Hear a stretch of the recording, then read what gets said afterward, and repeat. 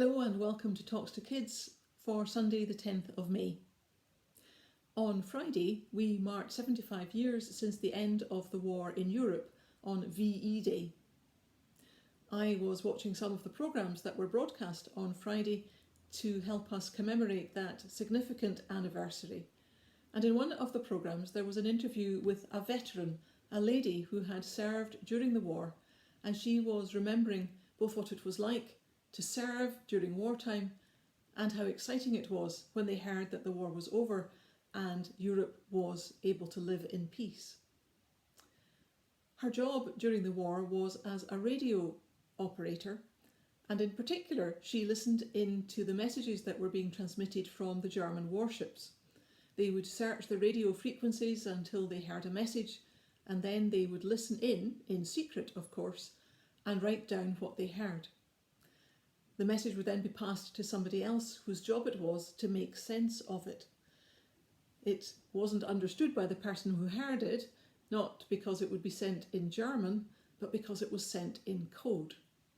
And if you don't have the key for the code, then you can't make sense of the message. So the code breakers would be the ones who would try and work out what the message actually said and what we should do to act on it. It was really interesting to hear her story, and particularly interesting as I was already planning to speak to you today about keys.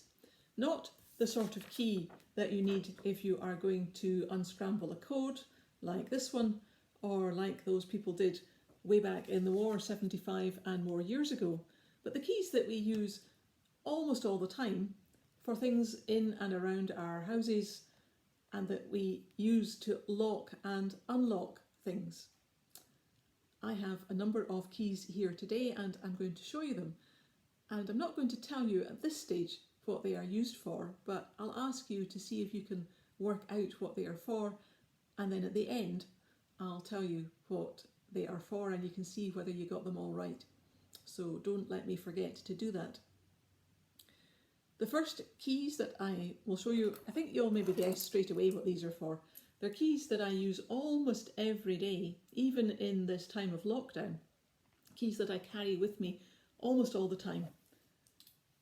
Two different sizes and shapes of key on this keyring. What might they be for? The next one I don't carry with me ever. It's a great big heavy key, although I do use it quite a lot. What would be locked and unlocked with a key as big and as heavy and as strong as this? Can you guess or work it out? The third one may be unlike any key you have ever seen, although if you have seen one you'll know straight away what it's for.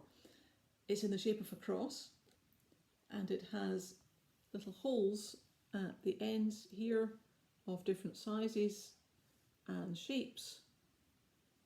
We don't use this often, but it is really useful when we do use it. So something that we don't have to open a lot, but when we do, it needs this.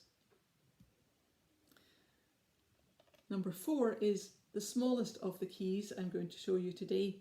It's really quite light and it locks and unlocks something which I carry with me when I'm going to work. What do you think that could be?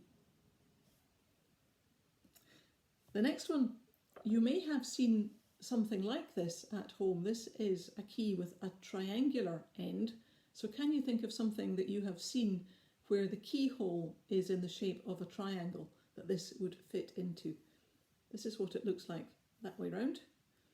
And sometimes, although this is a metal one, you get these in yellow plastic.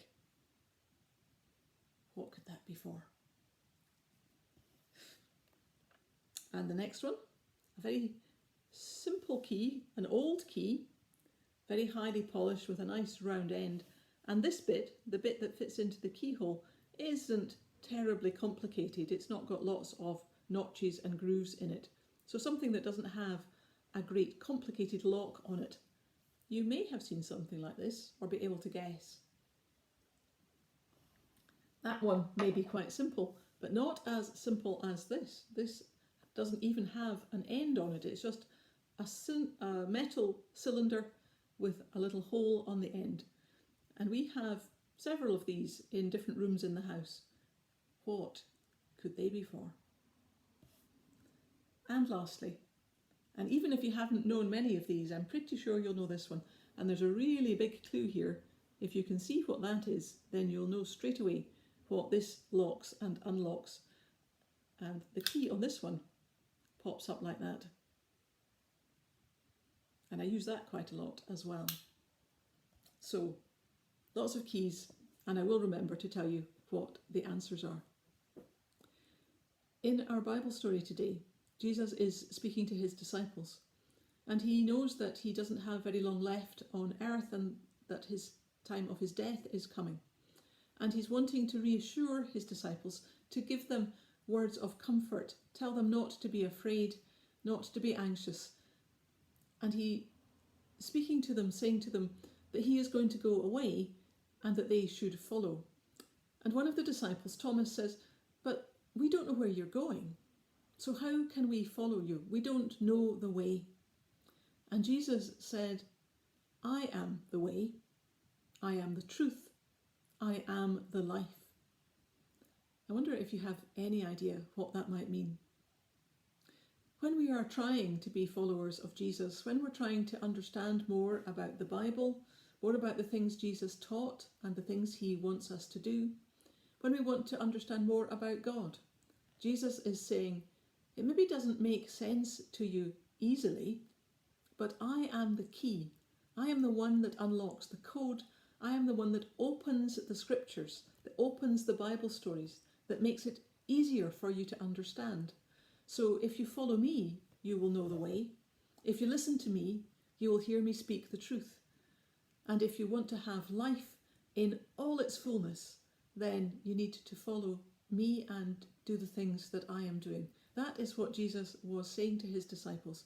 He was the key that opens everything up and helps us not to be afraid and to look forward to a time when the world is able to live in peace. I am the way, the truth, and the life, Jesus said. Not many words, but words that are really important and worth learning and remembering and following. So, to those keys, let's see how many you got right. The first ones, my house keys. I need them to get in and out of the house. This one is also a key to the door of our house, but it's only used from the inside, so we don't lock the door with this when we go out, but we keep it in the lock, and it's a really important, strong key for making us feel safe and secure. The third one, did anybody guess? Do you know what this is for?